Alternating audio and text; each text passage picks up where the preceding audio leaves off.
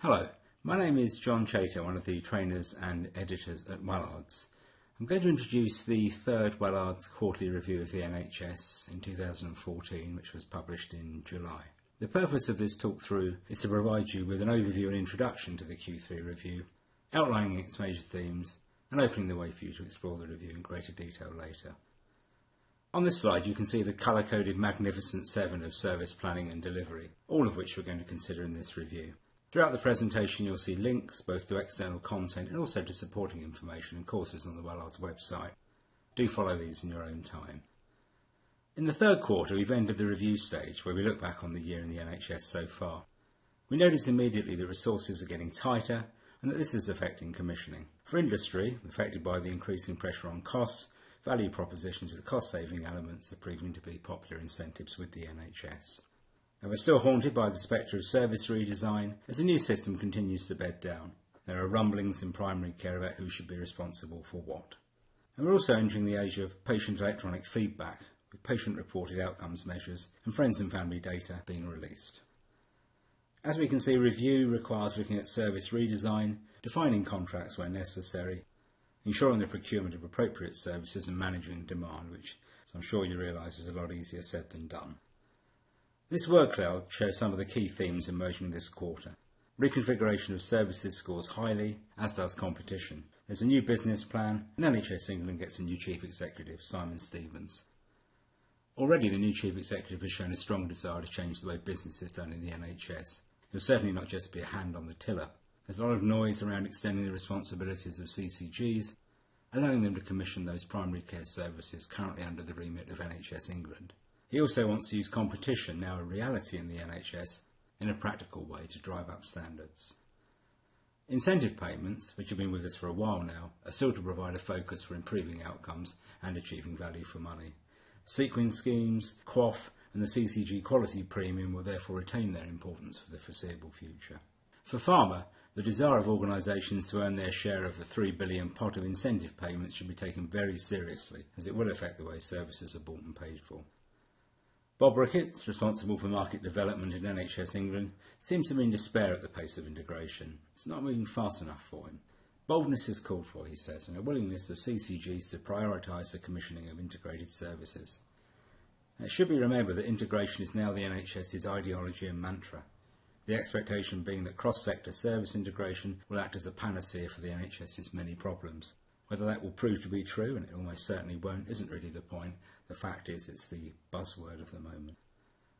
On this screen, not a new game of Twister, but an example of an integrated care programme. Specifically Link 7, How Can We Commission Integrated Services, is of particular interest. Worth a closer look as it provides some insight into how this is being considered in practice. NHS England has published its business plan called Putting Patients First, setting out its intentions for 2014-15 to 2016-17, which includes 31 defined business areas. The plan builds on Everyone Counts Planning for Patients, which was published by NHS England December of last year. It's worth noting that the latest plans change the way organisations such as CCGs will plan services. Before, planning was conducted annually. Now CCGs have to produce 5-year plans, 2014 to 2019. Here we can see the 31 business areas grouped under 3 headings: high quality care for all, now, for the future, and organisational development. Safety and quality dominates the first, planning and integration the second. Organisational development, for example corporate concerns and customer contact, dominate the third area. One of the most important areas currently under discussion is the possible granting to CCGs of the power to co-commission primary care services with NHS England. At the moment, primary care is delivered through NHS England's area teams, of which there are 27. If successful, the change would alter not just the flow of cash, but also the way services are delivered. Specialised commissioning is an area of considerable importance, accounting for £13.5 billion a year. It's the responsibility of NHS England, delivered through 10 of its 27 area teams and 74 clinical reference groups. There's some talk of the remit of specialised services changing, for example reclassifying some currently specialised services as non-specialised and within the scope of CCGs. It's an area of interest for companies with a specialised range of products currently doing business with NHS England's area teams, as recategorisation would change customers. We have an impressive 211 CCGs. They're statutory bodies, meaning their boundaries are defined in legislation. It's widely considered that there are too many and that operational mergers are likely to occur. There is some movement already. As we can see here, 3 CCGs, Gateshead, Newcastle North and East and Newcastle West, may merge in 2015, creating a CCG with 500,000 patients. This is an area worth close attention, as larger CCGs have proven to be more effective, better able to negotiate provider contracts, for example. Commissioning support units providing back office advice to CCGs have come under criticism over the past year for not being up to the task. The CSU lead provider framework has caused problems for fledgling CSUs, with many unable to satisfy the criteria for viability. Only 9 are fit for purpose, with many CCGs taking the CSU function in-house. It seems as if battle lines are being drawn between GPs and CCGs, at least if you believe the results of a recent BMA survey. 30% of GPs thought CCGs had had an adverse effect on GPs. Nearly half thought CCGs had not improved patient care, and just under half of GPs bemoaned their lot under the new system. Something new in GPs complaining, of course, but this survey is perhaps indicative of a deeper sense of dissatisfaction among GPs at a time when the profession is showing real signs of strain. In the first ever FT merger, Frimley Park Hospital and Heatherwood and Wrexham Park Hospitals have been given the go-ahead to combine forces. Competition and the entry into the market of private sector providers will only increase the pressure on NHS trusts, inevitably leading to further mergers and reconfigurations. London's often seen as something of a trailblazer for the national NHS. There are some interesting mergers afoot in cardiac and cancer services in the capital. Specialisation of secondary and tertiary services is a long-sought objective, the understanding being that the more specialised a caregiver, the better the outcome, or, in other words, the more you do something, the better you're likely to get at it. The desire to specialise services has often fallen foul of the reluctance of politicians to close existing hospitals, which is a necessary quid pro quo of creating centres of excellence. Understandably, perhaps, closures become less popular when elections are looming. A GP federation of 106 practices has been formed in the Norfolk and Suffolk area, named Iceni Healthcare. GP federations are a recent invention, a combination of practices really, to achieve economies of scale and ratchet up their ability to tender for primary and community, or possibly even secondary care services. Be interesting to see how GP federations and CCGs align if NHS England's plans to allow CCGs to take a role in the joint commissioning of primary care services actually come about. Here is a new NHS table from NHS England setting out the post-reform structure. As we can see, bold claims that the service has been simplified may be considered a little bit premature. The NHS in Scotland has inevitably been brought into the debate around the referendum for independence, with both sides claiming the NHS will be safer in its hands. Whatever the outcome of the referendum, there will be a new system in place, with the attendant discomforts of trying to meet public expectation within a diminishing financial settlement, something that is in fact common across the whole of the UK. A year after they were formed, some CCGs are showing signs of wanting to consolidate services, bringing as much function as possible in-house and also looking at ways of maximising their potential. Combined budgets are a surefire way of an organisation ramping up its buying power and negotiating more successfully with providers of whichever stripe. We hear a lot about the financial crisis in the NHS, the presumption being that it operates on a financial knife edge. The King's Fund produces quarterly reviews of the financial state of play in the NHS, which are well worth a look. The picture is not necessarily optimistic, but perhaps not as dire as often portrayed in the media. CCGs are not doing badly, having just emerged from their recent planning and allocation rounds.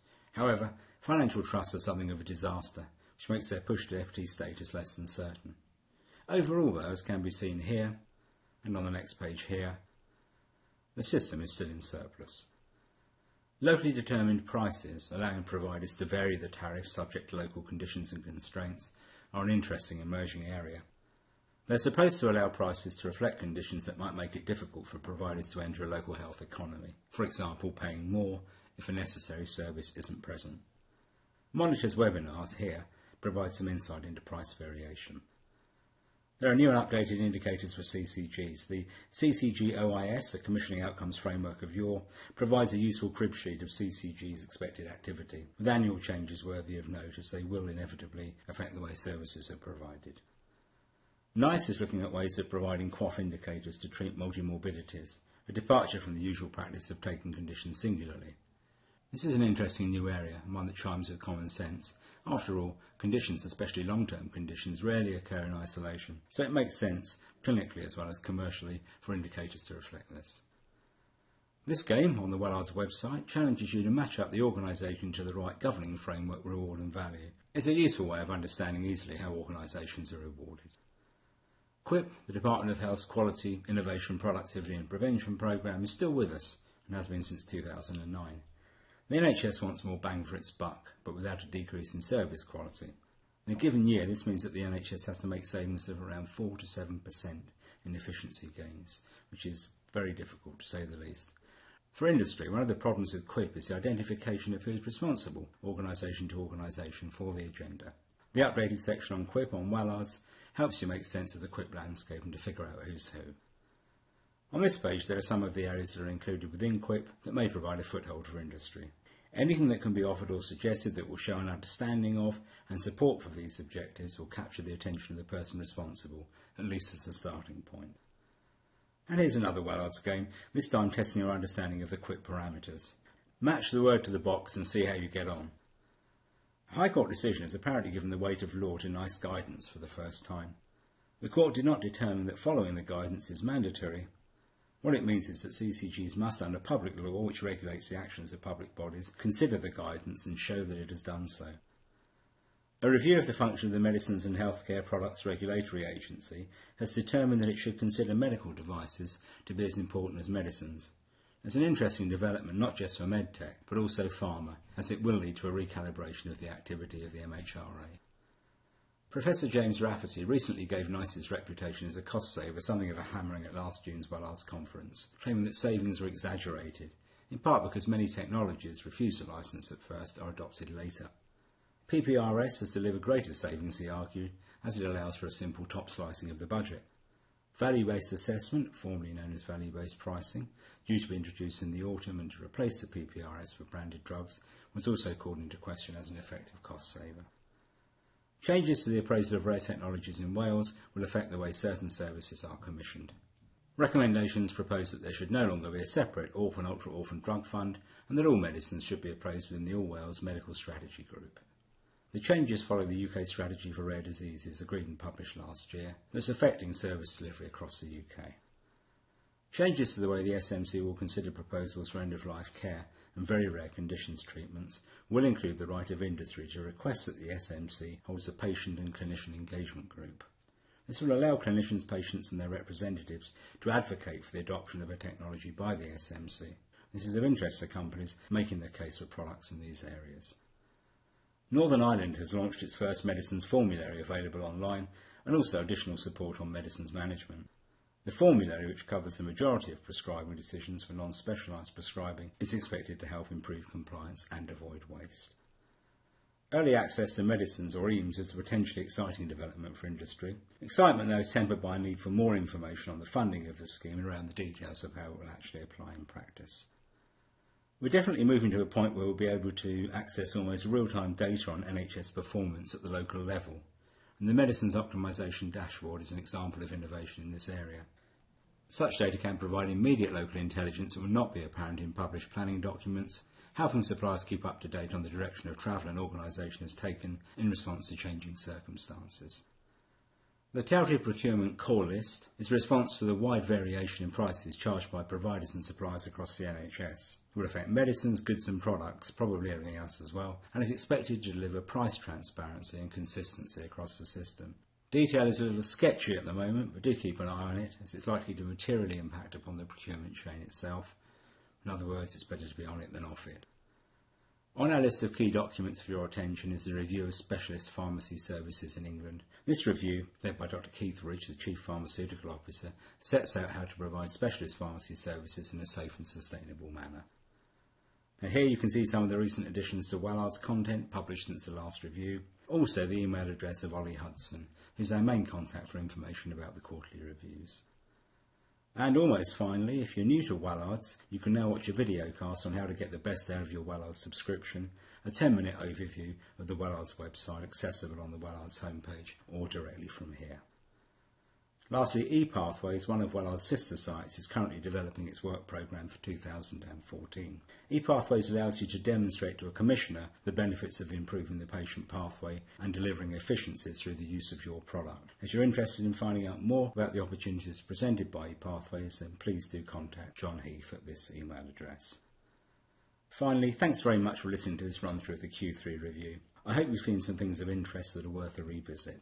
Please do contact us at Wellard's if you require any further information about the review or wish to discuss further information and training options. Thanks very much.